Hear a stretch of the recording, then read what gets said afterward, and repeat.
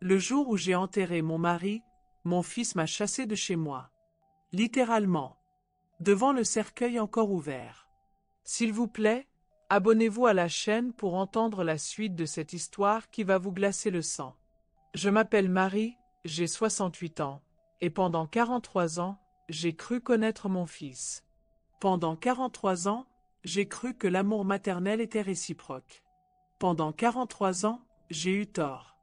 Mais laissez-moi commencer par le commencement, 3 mois avant ce mardi maudit. Henri, mon mari, était en phase terminale. Le cancer du pancréas, vous savez, celui qui ne pardonne pas. Nous le savions tous les deux. Ce que je ne savais pas, c'est qu'Henri avait passé ces dernières semaines à orchestrer ma protection. Pas contre la maladie, contre notre propre fils.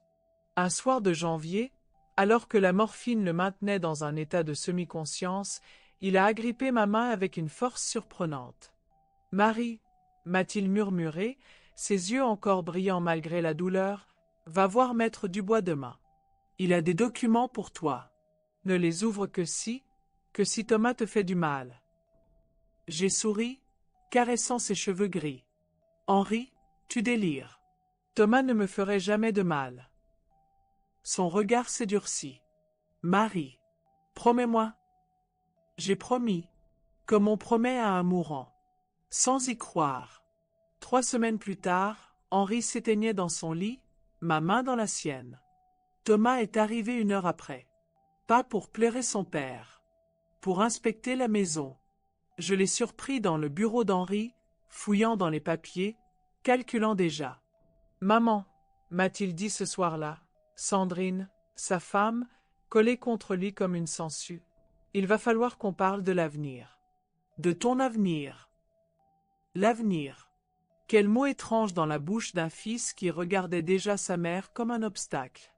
Le jour des funérailles, la petite église de Saint-Germain était bondée. Henri était aimé, respecté. 40 ans dans la même entreprise, une réputation irréprochable. Les gens s'approchaient de moi, me serraient dans leurs bras, murmuraient des condoléances. Thomas et Sandrine recevaient aussi, mais différemment. Comme les héritiers. Comme les nouveaux propriétaires. Après la cérémonie, nous sommes rentrés à la maison. Notre maison. Celle que j'avais contribué à acheter en 1985 en travaillant des doubles équipes à l'hôpital pendant que Thomas faisait ses études de commerce. Celle dont j'avais choisi chaque couleur de peinture, chaque meuble, chaque souvenir accroché au mur. C'est là, dans le salon, devant le cercueil d'Henri qui attendait le corbillard, que Thomas a sorti son téléphone. Pas pour appeler les pompes funèbres. Pour montrer des photos d'appartements.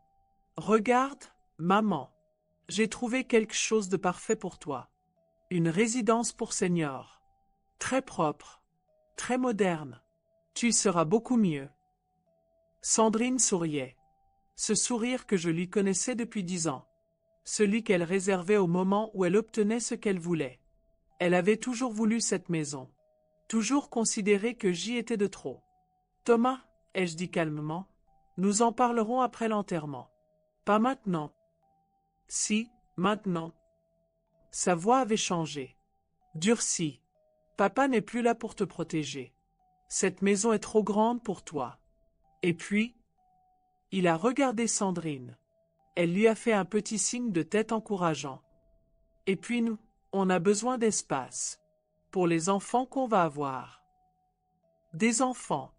Après 12 ans de mariage stérile, ils parlaient soudain d'enfants. Le jour de l'enterrement de leur père et beau-père. Cette maison est aussi la mienne, Thomas. Il a ri. Un rire sec, sans joie. Ah bon? Montre-moi ton nom sur les papiers. Mon sang s'est glacé. Parce que dans ma tête, j'ai revu Henri signant seul chez le notaire. J'ai revu mes propres sacrifices, mes propres chèques, ma propre signature, mais sur quel document exactement? Sandrine s'est rapprochée. Marie, soyez raisonnable. Vous ne pouvez pas rester ici à vous morfondre. Cette maison a besoin de vie, d'énergie, d'un nouveau départ. Un nouveau départ. Elles étaient en train de m'expliquer que je devais partir de chez moi pour leur laisser un nouveau départ. Je ne pars nulle part. Thomas s'est levé. Pour la première fois, j'ai vu Henri en lui. Mais pas le Henri tendre que j'avais aimé. Le Henri en colère. Le Henri déterminé. Si, tu pars. Aujourd'hui. J'ai déjà appelé la résidence. Ils t'attendent. Sandrine a préparé ta valise. Ma valise. Elle avait préparé ma valise. Pendant que j'étais aux toilettes, pendant que je pleurais mon mari dans la salle de bain, elle avait vidé mes tiroirs. Thomas, tu ne peux pas. Si, je peux. Il s'est planté devant moi, trop près, dominant. Cette maison me revient. Papa me l'a laissée. Toi, tu n'as rien. Tu n'as jamais rien eu.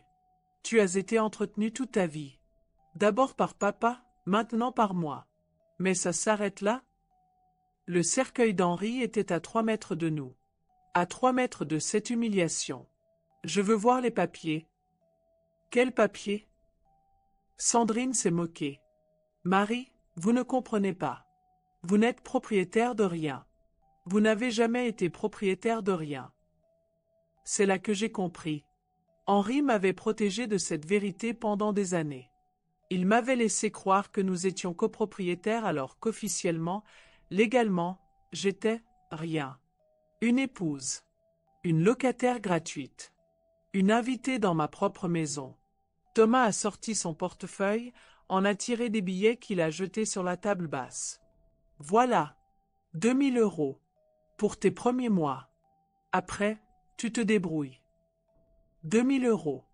Pour 43 ans de sacrifice. Pour les milliers d'heures supplémentaires à l'hôpital. Pour les années où j'avais réduit mes propres dépenses pour qu'il puisse faire ses études. Pour toutes les fois où j'avais choisi ses besoins avant les miens. J'ai regardé Sandrine. Elle triomphait. J'ai regardé Thomas. Il évitait mon regard. Et si je refuse? Tu ne refuses pas. Sa voix était devenue glaciale. Parce que si tu refuses, je fais venir la police. Et je leur explique que tu troubles l'ordre public, que tu harcèles les propriétaires légitimes, que tu es instable. Depuis la mort de papa. Instable? Il était prêt à dire que j'étais folle pour récupérer cette maison plus vite. C'est à ce moment-là qu'Henri m'est revenu en mémoire.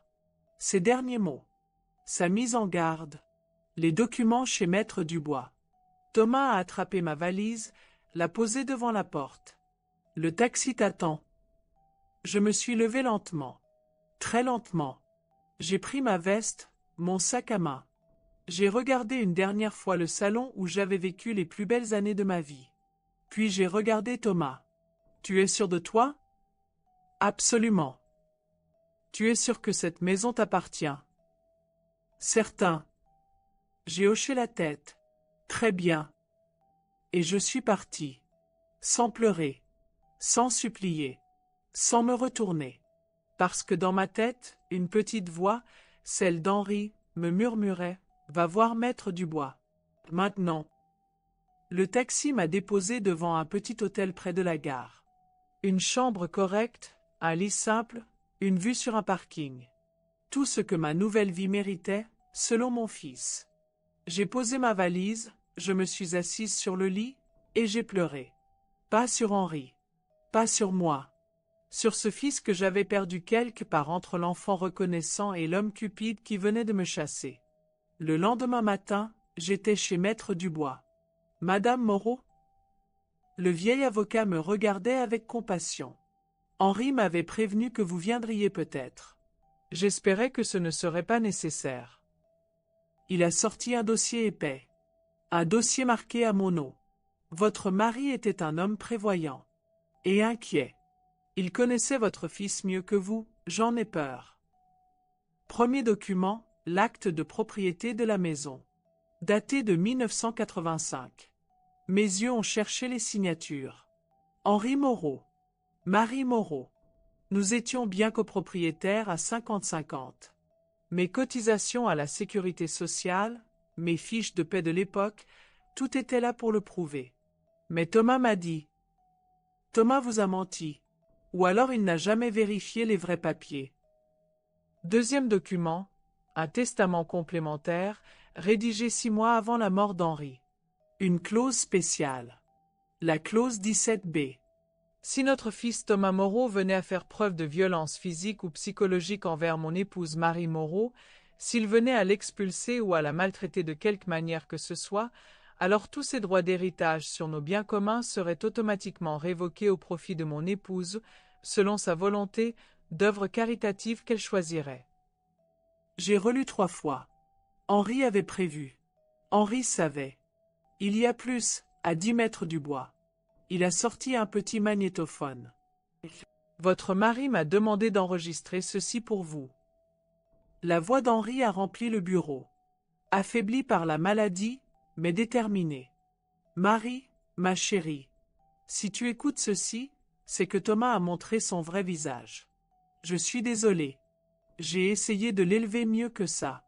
Mais l'argent, la cupidité, ça révèle qui on est vraiment. Dans cette enveloppe, tu trouveras aussi les clés du coffre à la banque. Numéro 247.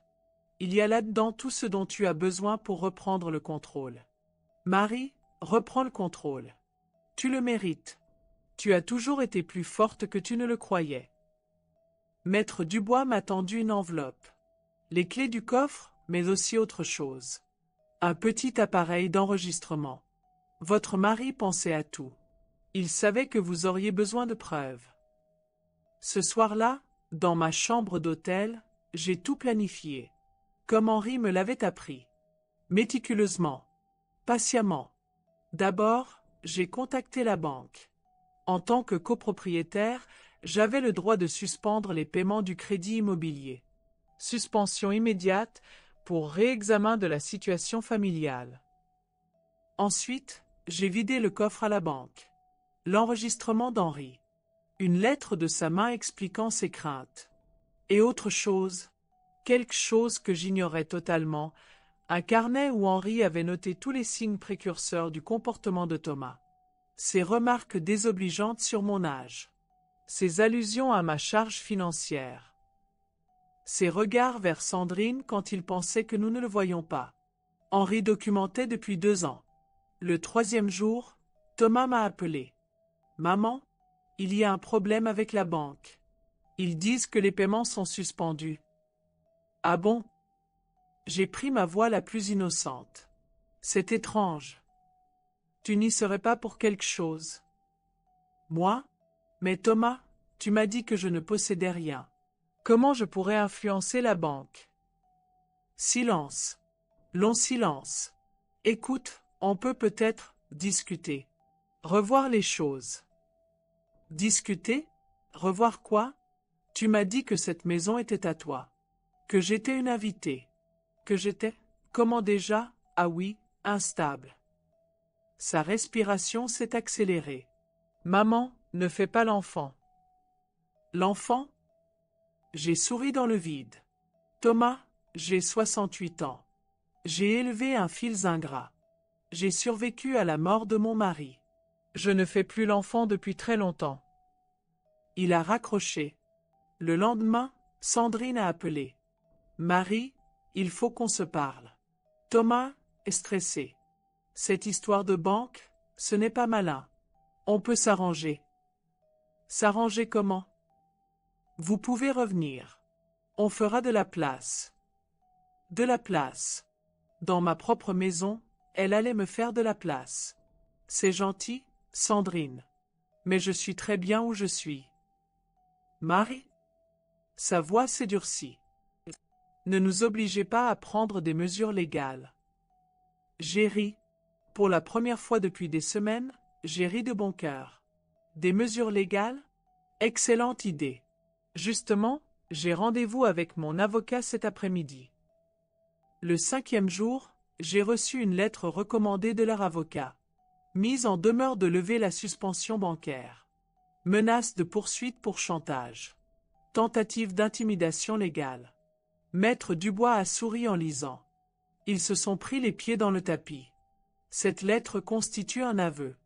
Ils reconnaissent implicitement que vous avez des droits sur la propriété. Sinon, pourquoi négocier ? C'est là que j'ai pris ma décision.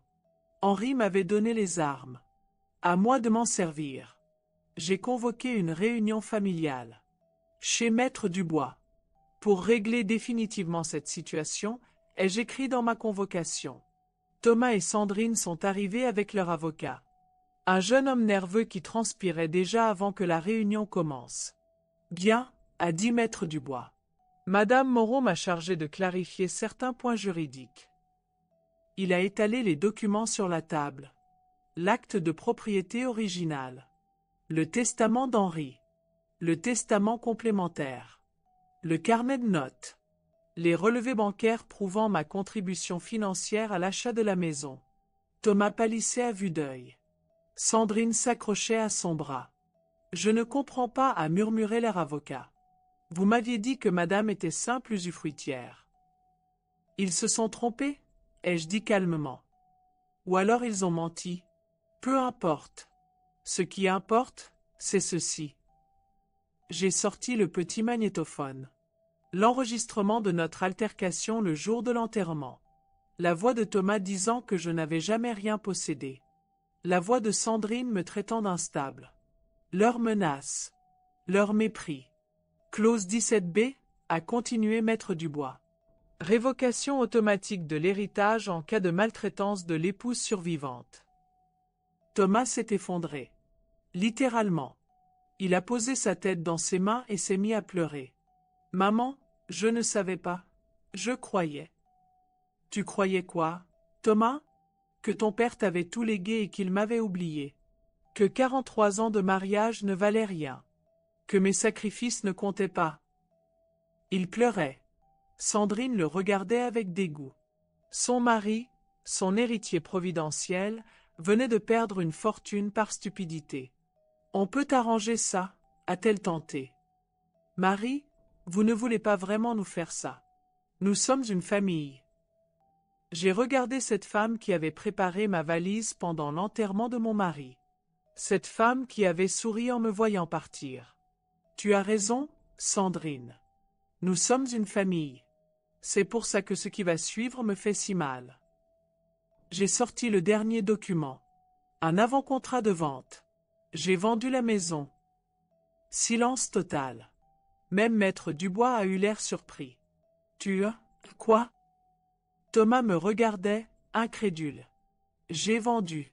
À la Fondation d'aide aux femmes âgées déplacées. Pour €1 symbolique. La maison sera transformée en centre d'accueil temporaire pour les femmes de mon âge qui se retrouvent à la rue. Sandrine s'est levée d'un bond. Vous ne pouvez pas faire ça. Cette maison vaut 400 000 €. Cette maison valait 400 000 €, ai-je corrigé. Maintenant, elle vaut la paix de femmes qui ont vécu ce que j'ai vécu. Thomas s'est levé aussi. Il s'est approché de moi, a voulu prendre mes mains. Je les ai retirées. Maman, pardon. Pardon pour tout. On peut recommencer. On peut. Thomas. Ma voix était douce. Trop douce. Tu m'as dit que cette maison n'était pas la mienne. Tu avais raison. Il m'a regardé, espérant encore. Elle n'était pas la mienne. Elle était la nôtre. À ton père et moi. Et maintenant qu'il n'est plus là, elle est entièrement mienne. Et j'en fais ce que je veux. Je me suis levé, j'ai pris mon sac. Vous avez 15 jours pour vider la maison. La fondation prend possession le 1er du mois prochain. En sortant du bureau de Maître Dubois, j'ai entendu Sandrine crier sur Thomas. Des mots que je ne répéterai pas. Des mots qui révélaient enfin sa vraie nature. 3 semaines plus tard, j'étais en Alaska. Dans un petit chalet que j'avais loué avec l'argent de la vente de mes bijoux. Un endroit où personne ne me connaissait. Où personne ne pouvait me faire du mal. C'est là, devant un feu de cheminée, avec vue sur les montagnes enneigées, que j'ai commencé à enregistrer mon histoire. Pour d'autres femmes. Pour d'autres mères qui se retrouveraient dans ma situation. Ma chaîne s'appelle Histoire vraie de grand-mère. À 68 ans, j'apprends le montage vidéo. À 68 ans, je découvre que ma voix peut servir à quelque chose. Thomas m'envoie des lettres.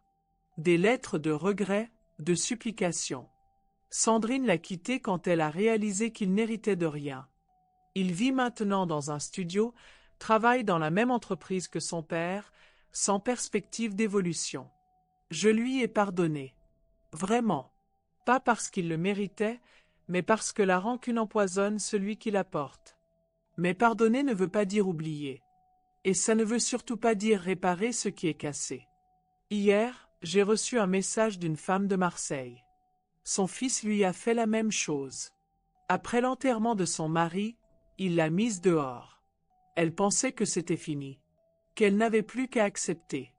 Je lui ai envoyé le numéro de Maître Dubois. Parce que nous ne sommes pas seuls. Parce que nos voix comptent. Parce qu'à 68 ans, on peut encore apprendre à se battre. Et parce que parfois, la meilleure revanche, c'est de transformer sa douleur en force pour les autres. Thomas avait raison sur un point, cette maison n'était plus la mienne. Elle est maintenant celle de toutes les femmes qui ont besoin d'un nouveau départ. Celles qui, comme moi, ont découvert que l'amour maternel n'était pas toujours réciproque. Mais qui ont aussi découvert que ce n'était pas grave. Qu'on peut survivre à la trahison. Qu'on peut même s'en servir pour aider les autres. Mon nom est Marie Moreau. J'ai 68 ans. Et ma vraie vie commence maintenant.